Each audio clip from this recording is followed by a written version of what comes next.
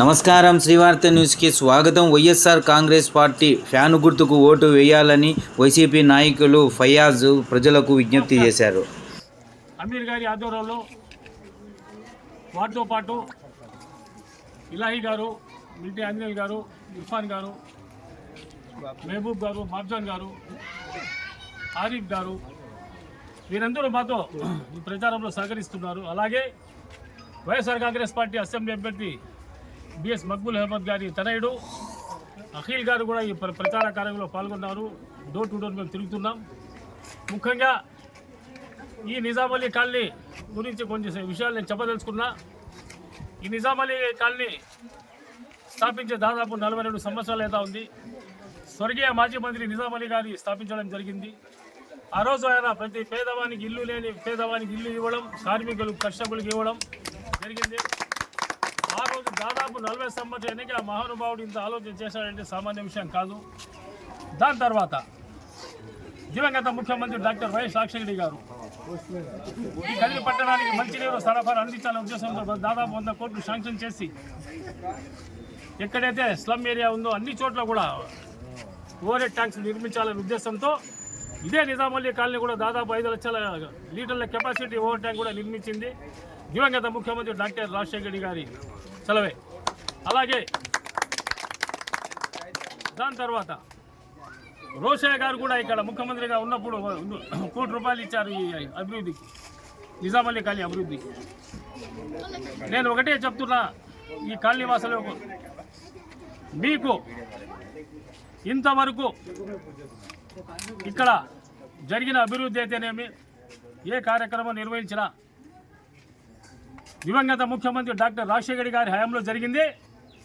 దాని తర్వాత జగన్మోహన్ గారు ముఖ్యమంత్రి అయిన తర్వాత సచివాలయం ఏర్పాటు చేయడం జరిగింది. వాలంటీర్ వ్యవస్థ స్థాపించారు.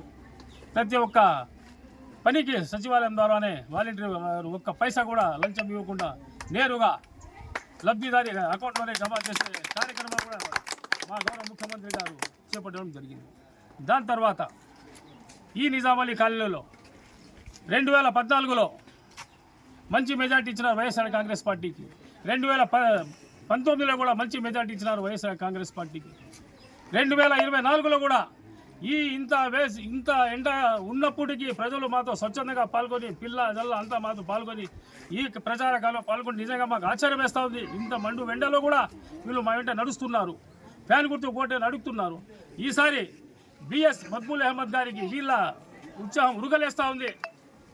మక్బూల్ అహ్మద్ గారికి 2014 కన్నా 2019 కన్నా రెట్టింపు మెజార్టీ నిజాం అలీ కాలనీ వస్తుంది చెప్పేసి ఈ సందర్భంగా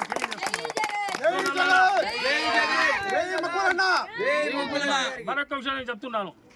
తెలుగుదేశం పార్టీ వాళ్ళు వచ్చి ఇక్కడ ఓటు అడిగితే ఒకటే మీరు అడగండి, మీరేం చేశారు? ఈ నిజాం అలీ కాలనీ అభివృద్ధి ఎప్పుడైనా పాటు పడ్డారా? ఒక పని ఏమైనా చేశారా? ఏమైనా జరిగిందంటే రాజశేఖర గారి హయాంలో జరిగింది, జగన్మోహన్ గారి హయాంలో జరిగింది చెప్పేసి మీరు వెంట పదంగా చెప్పండి. ఇది నగ్న సత్యం, ఇది ఒక చరిత్ర, ఇది నిజం. దీనికి ఎవరు కూడా కాదనలేరు. ఎందుకు మీరు అడగండి, ఏం చేశారు? తెలుగుదేశం పార్టీ నాయకులు వస్తున్నారు, మీరు ఓటు అడిగి ఏం చేశారని అడగండి, నిలదేయండి. మీరు వాళ్ళకి ఏం సమావేశం చూడండి. మరొక చెప్తున్నాం, ఈరోజు పింఛన్లు తీసుకుంటే కార్యక్రమం జరుగుతూ ఉంది. 1వ తేదీ నుంచి నిన్న బ్యాంక్ హాలిడే నుంచి ఈరోజు స్టార్ట్ అయింది. మేము దారిలో వచ్చేటప్పుడు ఇంటర్నెట్ చూసాం, చాలామంది గుమికూడారు అక్కడ. మేము అడిగాం ఏమి ఇది అని చెప్పేసి. ఏం చేయాలో ఆ మహానుభావుడు జగన్ సార్ మాకు ఇంటికి వాలంటీర్ ద్వారా పింఛన్ పంపిస్తూ ఉంటే చంద్రబాబు నాయుడు గారు కోర్టుకు వెళ్ళి స్టాప్ చేసి వాలంటీర్ వ్యవస్థ రద్దు చేయాలని చెప్పి అది తీసేసినారు. ఈరోజు మా అవస్థ చూడండి. మా భర్తకు 2 కాళ్ళు లేవు, ఏ విధంగా పోయి నేను పింఛన్ తీసుకోవాలా? బ్యాంకులో అకౌంట్ ఉంటే ఇస్తాను, లేకుంటే ఏమని చెప్పేసి మా పాపం, మా శాపం ఖచ్చితంగా తెలుగుదేశం పార్టీ వాళ్ళకి తగులుని చెప్పేసి వాళ్ళు చెప్తా ఉంటే నిజంగా మాకు చాలా బాధ అయింది. ఎందుకు చెప్తానంటే ప్రతి 1వ తేదీ తలుపు తట్టి ఉదయం 6 గంటలకే మా జగన్మోహన్ గారు వితంతులకు, వికలాంగులకు, వృద్ధులకు వాలంటీర్ ధర ఉదయం లేవగానే 6 గంటలకే పింఛన్ అందించిన మహానాయకుడు జగన్మోహన్ గారు. ఈరోజు పూటకపు ఎన్నికల మ్యాచ్తో రిలీజ్ చేశారు. దానికి ప్రజలు నమ్మడం లేదు. మేము ఏ తలుపు తట్టినా, ఏ గడప వెళ్ళినా కూడా ఒకటే సమానం వస్తుంది. మేము జగన్ అన్న కొట్టేస్తాం, మక్కులన్నా గెలిపిస్తాం అని చెప్పేసి ఇదే మాట వస్తామని చెప్పేసి ఈ సందర్భంగా తెలియజేస్తున్నాను. భవిష్యత్తులో కూడా ఈ మోసపూరి హామీలు దయచేసి తెలుగుదేశం పార్టీ నమ్మద్దండి. 2014-19 మీరు చూశారు. అది ఏం హామీ ఇచ్చిన నెరవేరాడు.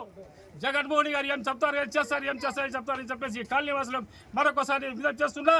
2014లో ఇదే కదిరి నియోజకవర్గం తెలుగుదేశం పార్టీ ఓడించింది, 2019లో ఓడించింది, 2024లో ఓడించే మొరగాడు బిఎస్ మక్బూల్ అహ్మద్ గారు అని చెప్పేసి